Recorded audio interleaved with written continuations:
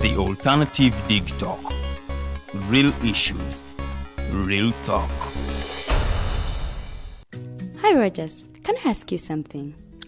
Shoot. What does corruption mean? Well, summarily, corruption is abuse of public power for personal gain or for the benefit of a group to which one owes allegiance.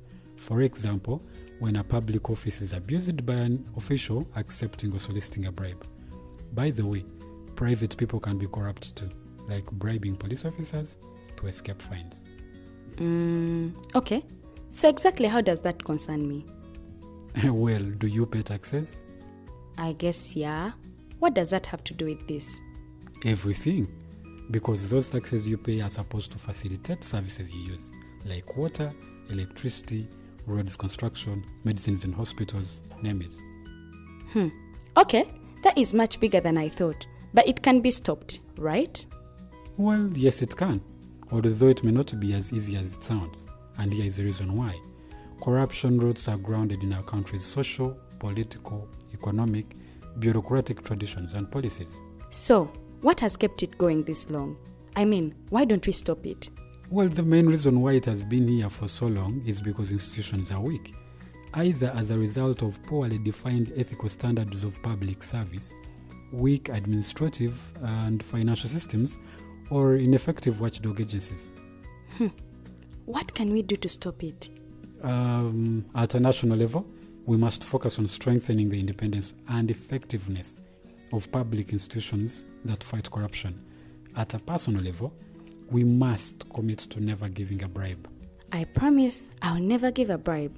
Well, that's a great decision you have made. Me and you now have to spread this message to all our friends. If we all do our part, corruption will be no more. This message is brought to you by Alternative Digitalk.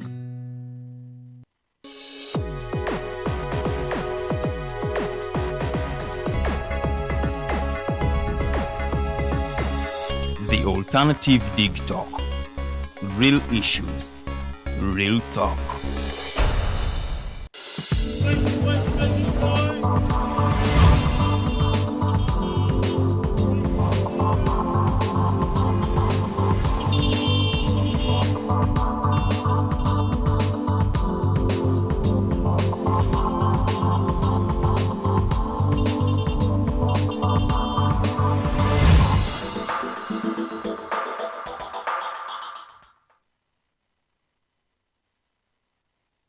Buterevu basebo ne banyabo mbaniriza nnyo ku show ya Mwenganzi The Mighty Drive Show ebeerayo buli lunaku lwa Monday paka ku lunaku olwokutaano tutandika ku ssaawa 2 paka ku ssaawa 4 ez'okumakya nga tunyumyamu nammwe nga tubawa ku mawulire agabagabaddeyo gye muba temubadde mu lunaku ne mu sabbiiti yonna. Amannya nze Edgar Mathew Karuhanga, ennaku z'omwezi ziri 12 omwezi tuli mu Gwakusatu omwaka 2024. Amawulire tulina mangi ge tugenda okuba nga tukuweereza olunaku luno olwaleero, naye nga sinnabayingirako mu mawulire kambajjukize abagenyi baffe olunaku olwaleero. Leero tugenda kubeera n'abakyala bokka, bakyala basatu. Tulina Nana mu Africa, ono nno mulwanyizi wa ddembe oba gwe wayise civil and human rights activists. Tulina Asara Knight naye era kyekimu, political activist and civil rights activists.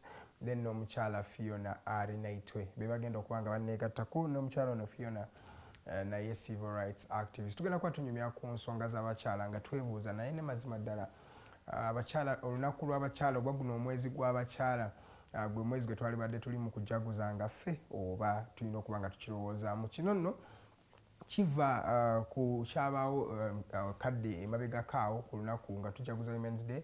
Abakyala bano bakwatibwa mu mbeera etaali nnungamu bulungi nnyo. Bajja kuba batubulira kiki kyennyini kye baali balowooza oba what is the vision really behind this particular program oba this particular campaign gye baakola mu mbeera eyo. So olunaku olwaleero nsonga z'abakyala bw'oba olina ky'obuuza kyonna feel free okuba nga oweereza message ku mikutu gyaffe. Tuli ku Digitalk TV ku Facebook ne ku Twitter oba gye waliise X ku Digitalk TV osobola otusangako oba ne ku The Alternative Uganda ojja kuba osobola okuba nga otusangako. Tujja kuba tusoma message zo nga bwe tweyongerayo ne programu eno. Tutandikireko wali mu FDC Katonga faction. Olunaku lw'eggulo baamiitinzeeko wali ku Katonga Road awali office ensangi zino eya FDC ya breaking away okuva wali Najjanankumbi. Jjukira kati FDC erimbiwa ebibiri, ekimu nga kirowooza nti tulina okuba nga tufollowinga Nandala Mafaabi ne Patrick Amoria Toboy, bano nno nga be bali mu Organizer Party.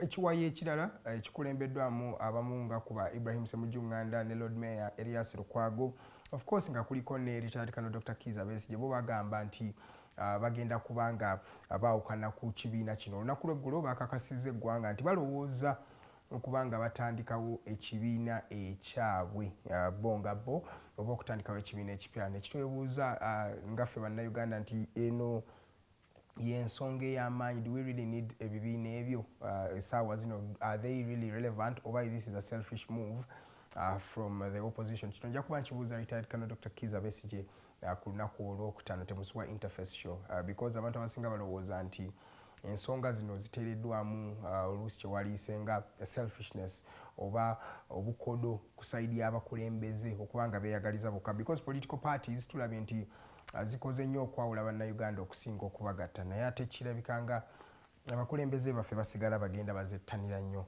Ne twebuuza kino bannayuganda kye balowooza nti kyekyali badde ekirungamu obulungi ddala. Tujja kuba tulaba ensonga eyo ku lunaku olwokutaano. Tugendeko wali mu kooti olunaku lw'eggulo omusango gw'okuwulira abagezaako oba abatta Lwomwa Engineer Daniel Bossa eyali omukulembeze wa Ndiga clan oba ekika ky'Endiga mu Buganda. Omwami ono ndooza mujjukira bamusendekerera amasasi agamujja mu bulamu obw'ensi eno. Okuva olwo waliwo abamu ku bagezaako okumutta, omu yattibwa on spot by a mob oba eri abantu be bamwettira. Owookubiri ye yawonera ku lugwanyu oluvannyuma lw'okuyitawo n'ebisago eby'amaanyi. So batandise dde okuba nga bawulira guno omusango, era olunaku lw'eggulo abantu bataano barimandingiddwa mpaka e Luzira okubanga batandika okuba nga tuwulira emisango gyabwe egy'okutta Engineer Daniel Bossa Lwomwa mu mbeera eyo. So amawulire si malungi, naye eri famire ya Engineer ndooza gano gaba gabaweewulako ku mutima mpola mpola oluvannyuma lw'ekikanga bwe kyatugwako omwami ono okubanga akubwa amasasi mu mbeera etali nnungamu. Bamuttira wali Elungujja nga anaatera okuba nga atuuka mu maka ge. Oluvannyuma ekyo ekikolwa ekyabaawo twalabanga waliwo omwami yagezaako okuba nga agoberera abantu bano ne babakwata mu mbeera eyo ekyaleeta ne President okuba nga amuwa omudaali. Omwami ono yagezaako okuba nga akola kuyamba okukwata abantu abo abaali basse Engineer Bossa mu mbeera eyo yennyini. Ziri 10 ezakayita ku ssaawa 2 ez'okumakya. Amannya nze Edgar Mathew Karuhanga, nkyabwa ku mawulire agabadde mu sabbiiti agabadde ne mu lunaku olw'eggulo mwe gye mutaabadde. Twamukeko mu mambuka ga Uganda mu disitulikiti y'Eddokolo we twogerera nga nomination yawedde ey'abantu abagala okuba nga beesimbawo ku kifo ekyeyali omukulembeze wa Ddokolo district omukyala Cecilia Ogwal mu mbeera eyo. Abantu abanominatingiddwa bali abantu 6. Mu abo mulimu aba NRM, FDC, NUP, UPC ne Independent. In fact bali 5 mu mbeera eyo. NRM yo ye yasoose okuba nga banominating olunaku lw'eggulo omukyala Janet Adong Elali yamaze dde okuba nga nominatingibwa Electoral Commission mu district y'Eddokolo. Then yonga NUP ya frontinze omukyala Harriet Angeno. Harriet Angeno ye kye yasinze okuba nga ateekako amakanda kwe kubanga akakasa bannayuganda nti agenda kuba awa free sanitary towels eri abakyala mu masomero oba abawala abali mu ssomero. Eno no promise yasoose okuba nga agikola. Minister wa Education and Sports era nga ye mukyala wa President yasuubiza abawala okubanga babawa sanitary towels ez'obwereere. Mu mwaka gwali gwa 2015 emyaka giri 9 egyakayitawo tetunnaba kubanga tulaba promise eno. Kansuubire omukyala wa NUP anaasobola okuba nga agiggusa.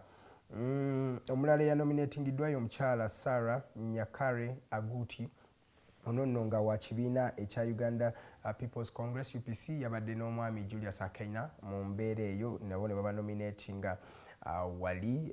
Then Independent kwabaddeko Esther Akulo Obot, ono nno nga ye yaze ku bwannamunigina talina tiketi yonna gy'asinziddeko. Then FDC ye ya frontinze gwe wali badde ogamba favorite muwala wa Cecilia Ogwal, omukyala Rosemary Akwol Ogwal mu mbeera eyo. Oyo gw'olaba ku screen ye muwala Wadele Cecilia Ogwal eyabadde woman MP wa Dokolo district mu mbeera eyo. So bw'oba nominatingiddwa akalulu kagenda kuba kabindabinda. Jjukira okunoonya akalulu kutwala ennaku 7 ezijjudde. So tugenda kuba twetaaga okuba nga tubalaba ennaku 7 nga banominating abatambula mu bitundu ebyenjawulo mu Dokolo district okuba nga basobola okuba nga akalulu kano bakakuba budinda. Era nga nkyali mu mambuka ga Uganda, poliisi ekakasizza nti NUP chairperson eyattiddwa olunaku lw'eggulo yakubiddwa amasasi Ambrose Locholo, in fact okwosa eggulo.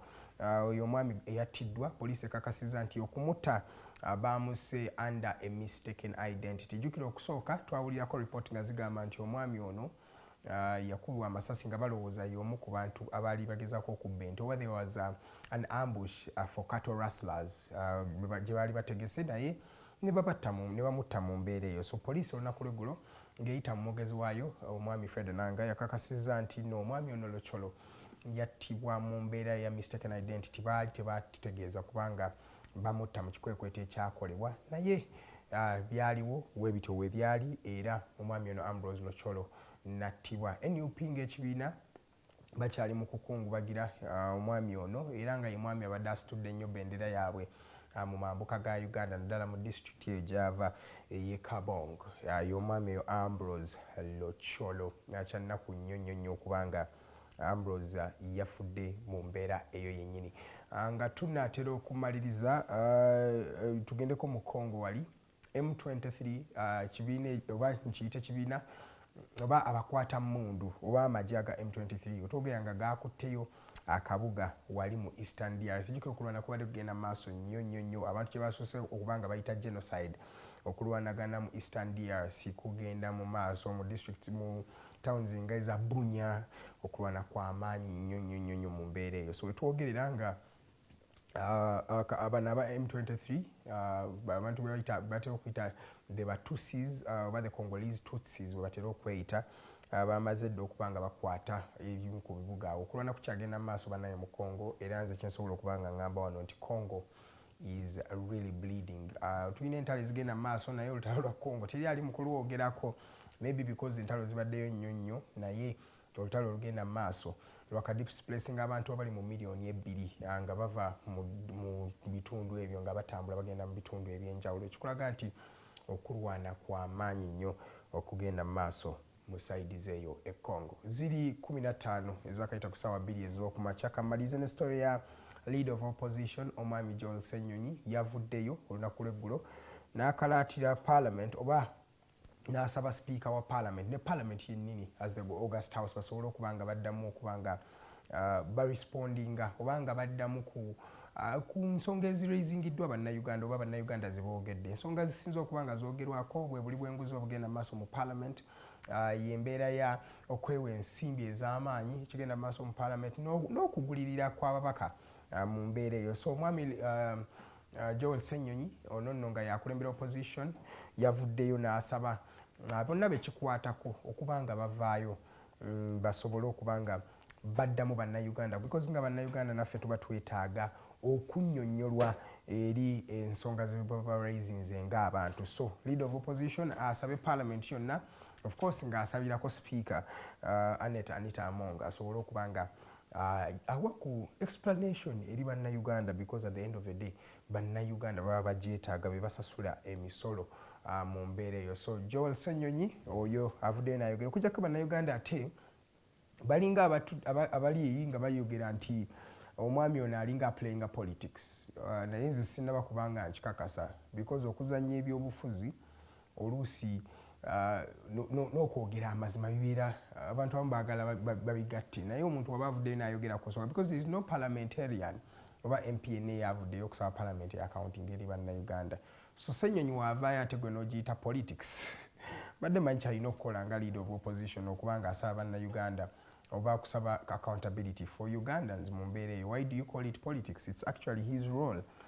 Gwoba osuubira yandibadde akola ki. So olunaku lw'eggulo omwami oyo yavuddeyo n'asaba parliament era yagiwadde ultimatum yabawadde akadde nti obana tebarespondinze mu wiiki emu bagenda kuba nga balina ekira kye basobola okukola oba bagenda kukola kye waliise secondary measures mu mbeera yennyini. So katulinde tulabe secondary measures ki Joel Ssenyonyi zaayogerako naye ate n'ekintu ekirala kye tulina okuba nga twebuuza ng'ovudde ku secondary measures zino ye Anita Among speaker anaasobola okuba nga addamu bannayuganda oba anaasobola okuba nga akireka buli singa bibadde tubireko ebisinga ne bigenda bugenzi tujja kulaba mu mpeera eyo yennyini. Ziri 17 ziyingira 18 ezakayita ku ssaawa 2 ez'okumakya. Nkugambye we tuva mu kuwumulamu nnyina Nana mu Africa ono nno mulwanyizi wa ddembe yeegatiddwa Kasara Knight naye nga mulwanyizi wa ddembe n'omukyala Fiona ali naitwe. Bano nno bagenda kuba banyumyamu nange paka ssaawa 4. Tugenda kuba tunyumya ku nsonga z'abakyala, politics, tugenda kuba tunyumya ku current affairs, ebintu bingi n'ebibuuzo byonna by'onaaba osobodde okuweereza biweereze nja kuba bitubiddamu nga mbibabuuza nga basobola okuba nga bakuwa amawulire gonna ge weetaaga okuba ng'omanya. Nze Edgar Mathew Karuhanga. Let's go for a short commercial break. We'll be right back.